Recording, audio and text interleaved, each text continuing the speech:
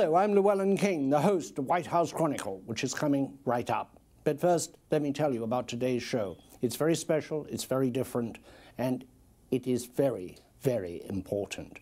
We're going to take a look, the second look that we've taken, at the terrible disease, chronic fatigue syndrome, which afflicts maybe as many as 1 million people, which has all sorts of social implications, and for which there is at this point in time no cure, and a lot of resentment among the patients about the way they are treated, the way they are isolated, and the way their disease is not taken seriously.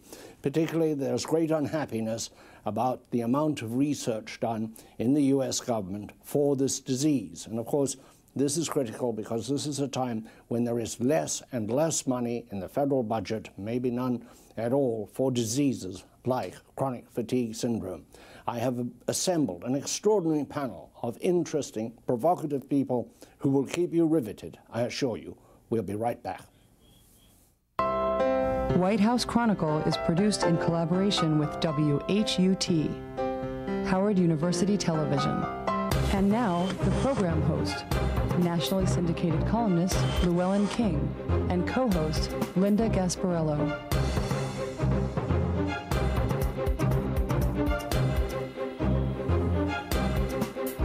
This program is sponsored by Arizona Public Service, a leader in renewable energy, working to make Arizona the solar capital of the world.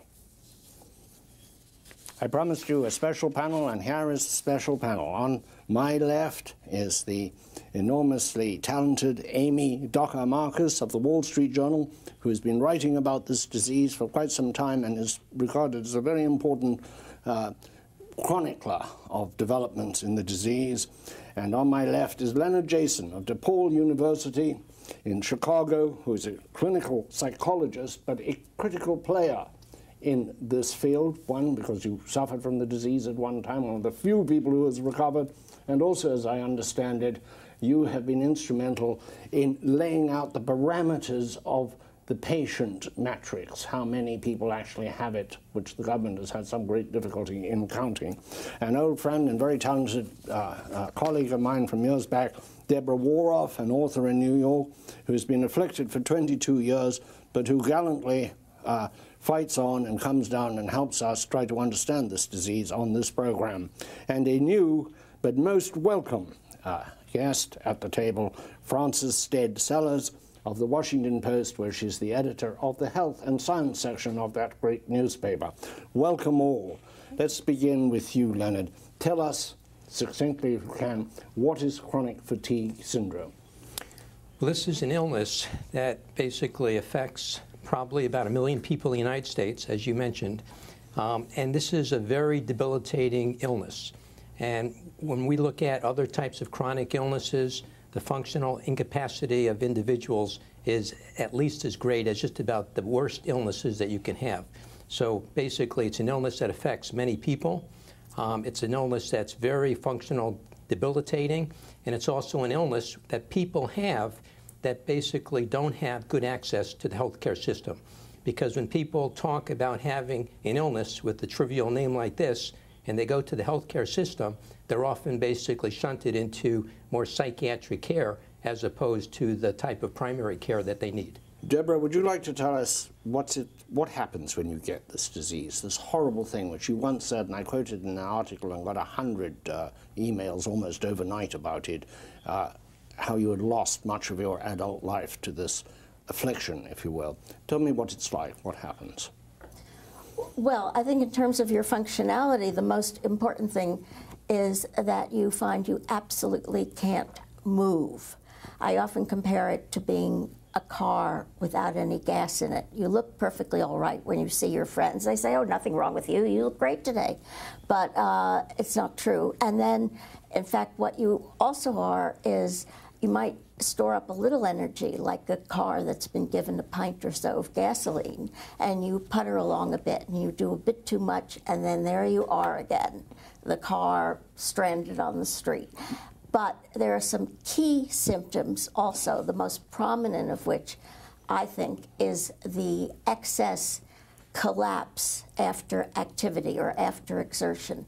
And that really is the ultimate marker, sorting out this disease from things that are sometimes mistaken. When you say collapse, let's be a little more graphic about it. You cannot move, you cannot get up and eat and do that sort of thing, or prepare a salad, anything? Right. Actually, salad is how I judge my illness from month to month. I sort of remember back, oh yes, at that period of time I was able to make salads. You know, I had enough energy to stand up, you know, to do make up the sauce and cut up a few veggies. And then when I'm bad, I can't make a salad. It's just unbearable. It's as though you were doing the last 20 yards of Everest, Mount Everest, but you haven't done anything, or hardly anything. This is a disease that I happen to know from my own experience of writing about. It has a very active patient population. They're confined at home, and those who are lucky enough to have the internet do not hesitate to use it. I have found that in writing about it, I do a column for the Hearst New York Times Syndicate, and I get more response. I read one this week, and already I've had more emails than I had in the previous month. It's extraordinary. Have you had that same experience, Amy? Oh, yes, definitely. Patients want to engage. They have ideas and suggestions. They don't like something you wrote, or they do like something you wrote, and they're not shy about telling you. But I like that. They have an attitude, though. They really believe, don't they, as a collectively believe that there hasn't been sufficient research and that society tends to ignore them. That comes through in all the letters that I get. So I write frequently about patients who have rare disorders and often feel marginalized. So the difference I find is that with patients that have a rare disorder, there is anger that there's not sufficient money being spent on doing research, but they don't feel that they've been judged harshly or disbelieved. That's where the difference comes in with the patients who have chronic fatigue syndrome. There's an anger at being always having to prove to someone that they truly are ill. And they put some of that down to the name, chronic fatigue syndrome, don't they? It's a very challenging name. It doesn't really explain very much. It sounds like... I was just going to say, it's very interesting, the symbolic power of a name. Mm-hmm. And there are other illnesses, of course, where people will not want to be defined by the disease, but to say they suffer from a disease, and that's something that you're very careful with, not to say, to tell somebody that they are a diabetic, but they suffer from diabetes. And, of course, to define a disease by a symptom, chronic fatigue, takes away, in some sense, some of the sort of idea that it's coming from the outside. Or Frances, as an editor of a whole section that deals with health, how do you deal with the pressure from patient groups, from lobbies, etc.? My disease, my disease. Well, there are, of course, many diseases, many worthy causes, and we report news. I mean, that's the primary objective in covering what's happening, and so we report trials, and we will, as you know, have a lot of feedback, particularly in these days of the internet and with comments that follow articles. And so I think this has been a huge change in the way patients of all sorts have been empowered, and that they can respond directly, and I'm sure Amy can speak to this, to articles that she writes or that we put on our site. There'll be comments that come afterwards. Patients can talk to each other. They follow up on the internet together. And so the notion that in some way the media controls the message about any of these diseases has changed, I think, dramatically in the last 10 years. This sounds a bit melodramatic, but in more than 50 years of writing in newspapers, I've had more reader response to CFS than anything else. Big political stories, big science stories, funny stories.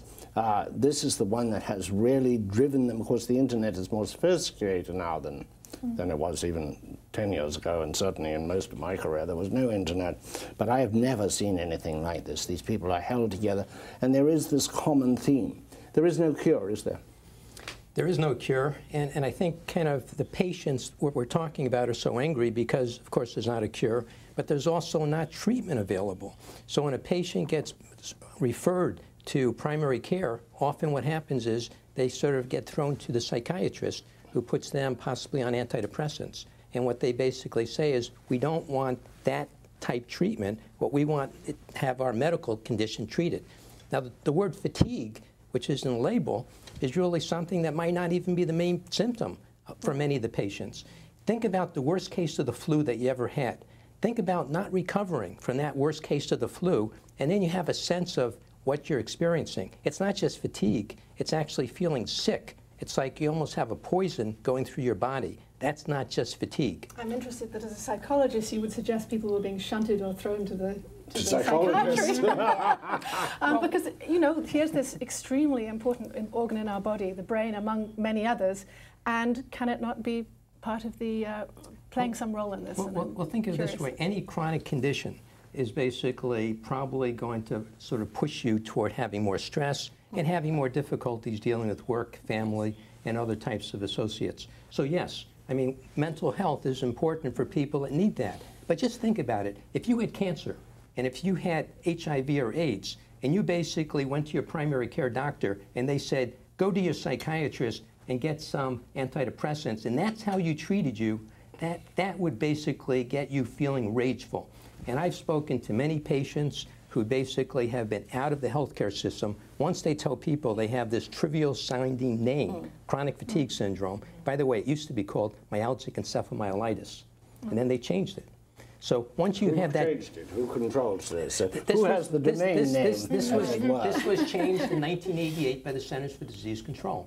And again, if you basically said, I have chronic cough disease, you'd probably say, well, gee, who cares? Everyone coughs. But if you said you had emphysema or bronchitis, you'd probably say, well, gee, that maybe is something serious. So what I'm saying is that it's not that mental health isn't important, but I've talked to people in Great Britain, and I think that you have some kind of connection with that country, where when they talk to me, they say when they go to primary care, they basically are not treated for all the other health issues they have, because they're thought to be psychiatric, psychogenic. And that's the reason that they're rageful, because they feel that they want multidisciplinary, they want the best of medicine, of all the different aspects, a multidisciplinary team, and they're not getting that. What they're getting is 7 to 8 minutes of someone who basically doesn't get to know them and often prescribes inappropriate treatment.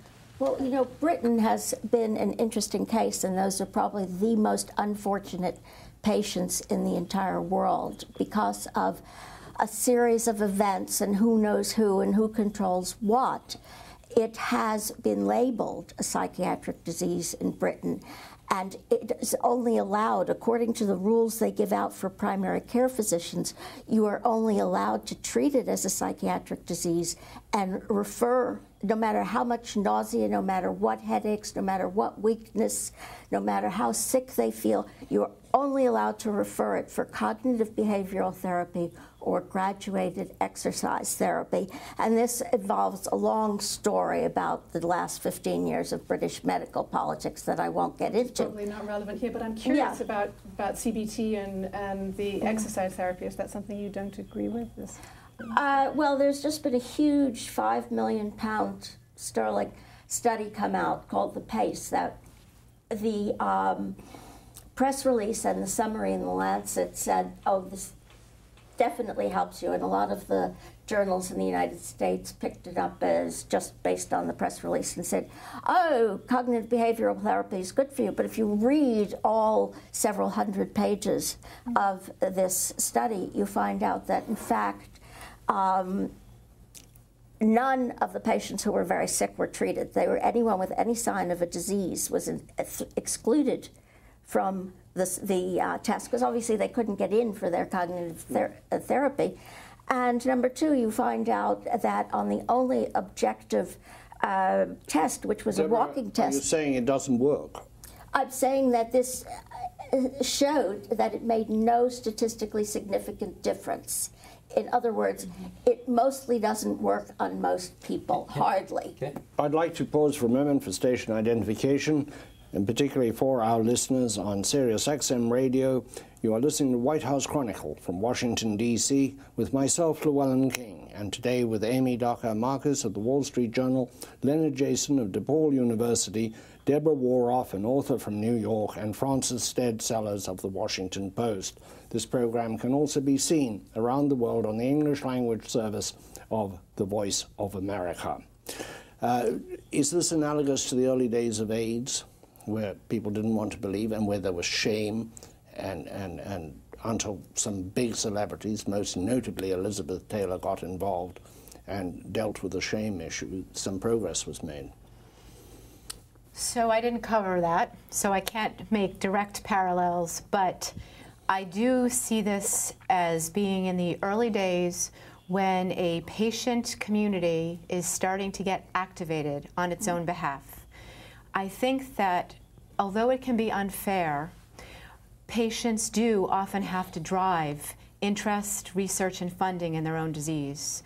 And when they start to come together as advocates and as to set an agenda as an advocacy community, I think there are a lot of examples. Breast cancer would be another one that was similar, where you can create the public agenda on behalf of your condition.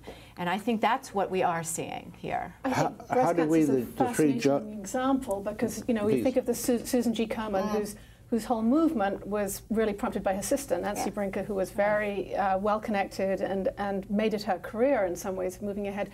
What you see there is a raising of awareness. In terms of a cure for cancer, I don't think it's going to come out of the Susan G. Komen movement. I doubt it very much. It's much more likely to come from the hard-working scientists in their labs. But it drives money, it drives interest and researchers. Whether it drives money away from other cancers is again another issue that is a huge concern and very, very controversial. But if you look at the different illness groups and if you look at the prestige of the different illness groups, on both prestige and funding, chronic fatigue syndrome is at the end of the list.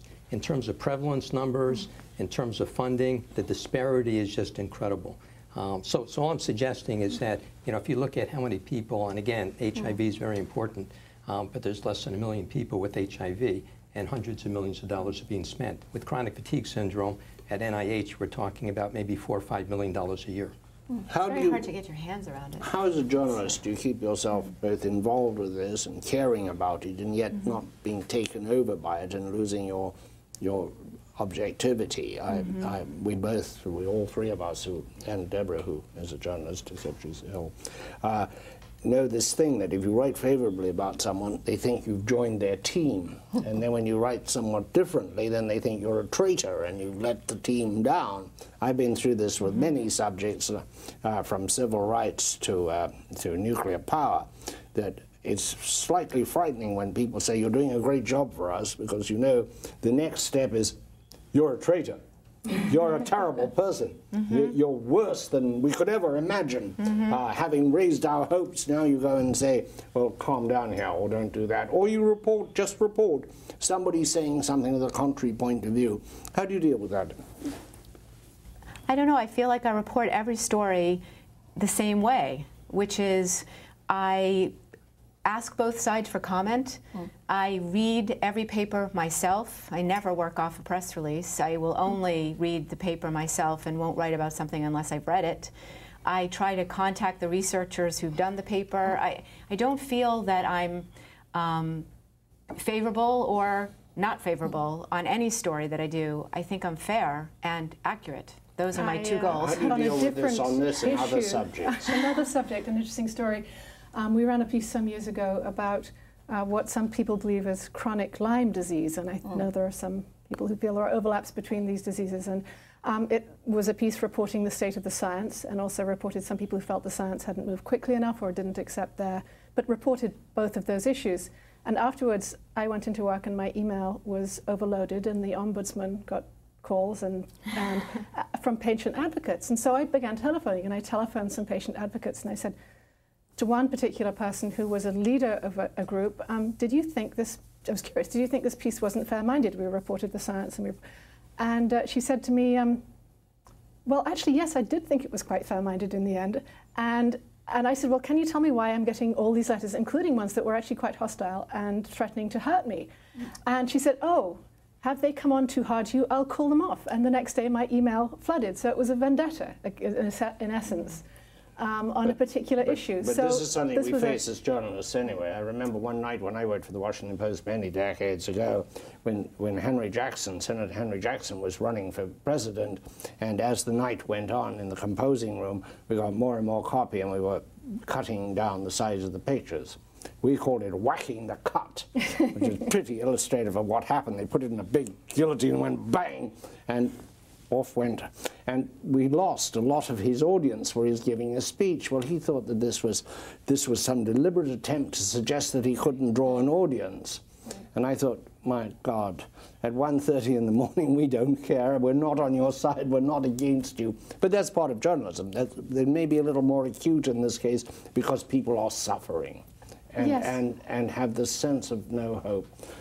Tell me about how the numbers are counted and how that works. And then we should talk about the belief that there's a virus responsible. Sure.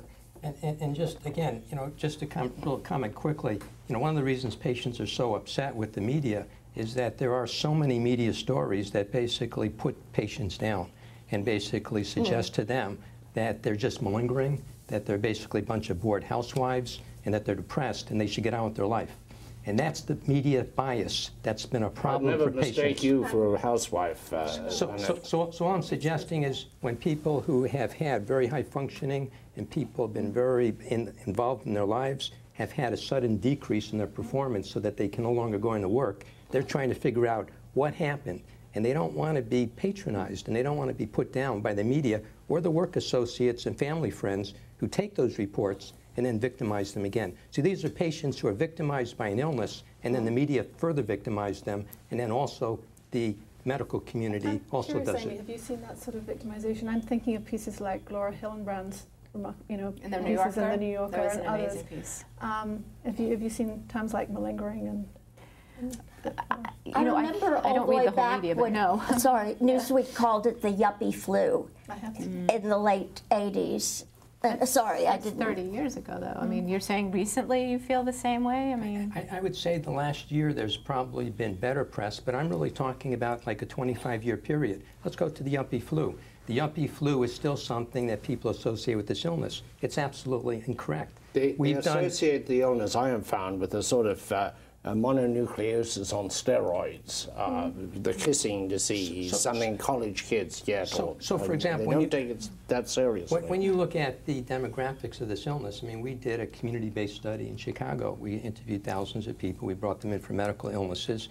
And what we found was that basically most people who had this illness tend to be not yuppies, but tend to be in poverty, tended to be more within minority communities. Those statistics on the CDC site that they're...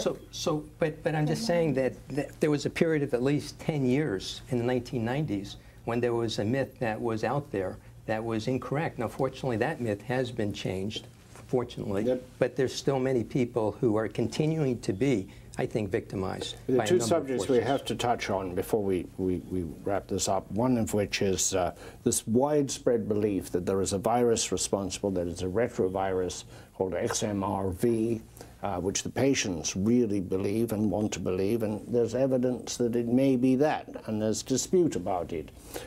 Deborah, what do you think? Well, I don't think it's, I certainly don't think it's a false belief. It's the scorecard in terms of testing done is roughly neck and neck between tests that have found that in chronic fatigue populations and tests that haven't. And that includes a lot of tests that didn't have chronic fatigue syndrome patients in the population. A lot of them did the studies on other people, like people with depression who were mistaken for it. So it looks like there's certainly an XMRV sitting around there. That's very common. Whether it's the cause, people don't know. Whether it's the only virus involved, people don't know. I think what it's doing is it's demanding to be studied more. And it's demanding that the other viruses involved, which includes some of the herpes family, also demand to be studied more. Amy, there is a private clinic out in, or not clinic, institution out in Reno, Nevada, where there was one of the big outbreaks back in 1985 of this disease, and where a local developer called Harvey Whittemore and his wife Annette have contributed money to the establishment of a dedicated laboratory in conjunction with the university to study this, and particularly to study. How is that going? I just know from what I've done in previous stories, so I don't know what's going on exactly at this moment, but they led the sort of team of researchers that published in 2009 a paper in Science that found XMRV in a higher number of chronic fatigue syndrome patients than in healthy controls that were used. You now have a number of groups that are disputing this finding there are still some major studies that haven't weighed in, and I think everybody is waiting to see. For instance, there is an NIH-sponsored study that's being led by a Columbia University professor, National Ian Institutes Lipkin. of Health, yes. Yep. So that one is still there. They haven't enrolled patients yet, so that's going to take some time to get the results. And there's the Blood Working Group, which is a federally driven group of people, including the Whittemore Peterson Institute scientists. I think we should who are say about the researching. Whittemores that the Whittemore's daughter, Andrea, yes. is very severely affected, Yes. and who got married but couldn't stand up at her own wedding in a very tragic. Now I'm told that her husband may have contracted it, which brings us to the question of how contagious is this disease. There are families that have it. I have a lot of emails of spouses who've gotten it or children who've gotten it. Very frightening to families, because if you lose both breadwinners, you're in terrible shape. How contagious is it, Leonard? Well, certainly there have been some outbreaks and in different areas, Lyndonville being one of those, That's upstate New York. which the Wall Street Journal kind of had a nice piece on a couple weeks ago. But I think this issue, I just want to kind of, it's like, what does the media say kind of about some of these issues? If retroviruses come out as being a possibility, and certainly there's a tremendous amount of excitement in the patient community on this, what I see from the newspapers, not your particular report, is that it's all contamination. So when I talk to people, they basically say to me, oh, I hear it's just contamination. So rather than waiting to find out these important studies are done, the media jumps in and makes judgment, further victimizing people. Well, the media covers the studies as they're published. You can't have the media ignore a published study. I mean, I don't know. I don't really agree with No, we the can't way. ignore it, and we Yeah. have to rather, at the time, we're running out of time here, so anybody got some quick... Well, I have to say that the people who are saying that it's contamination are these British people who are absolutely brilliant at publicity. They stage things absolutely beautifully. If the media has been captured by them, it is no fault of the media. You have the last word, Deborah. Thank They you are the very best much. in the brightest. This program has been made possible by Arizona Public Service, a leader in renewable energy, working to make Arizona the solar capital of the world. Thanks for watching. We'll see you next week, and until then, cheers.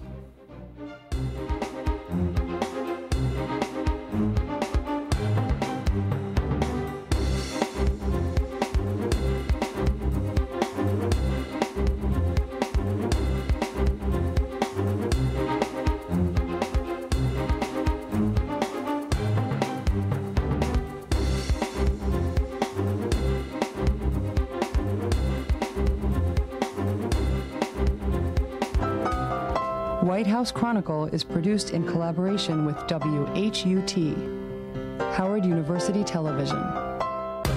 From Washington, D.C., this has been White House Chronicle, a weekly analysis of the news with insight and a sense of humor, featuring Llewellyn King, Linda Gasparello, and guests. This program may be seen on PBS stations and cable access channels.